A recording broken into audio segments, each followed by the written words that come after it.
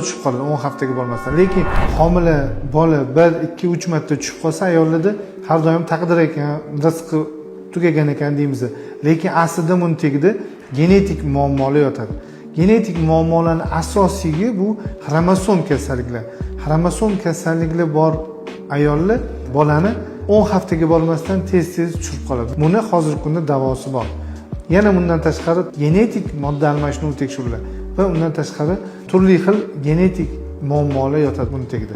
Shu sababdan hozirgi kunda zamonaviy genetik tekshiruvdan o'tib homilador bo'lgan va 2, 3, 4 ta homilasi tushib qolib ham sog'lom farzand ko'rgan oilalar juda ko'p bizda uchraydi.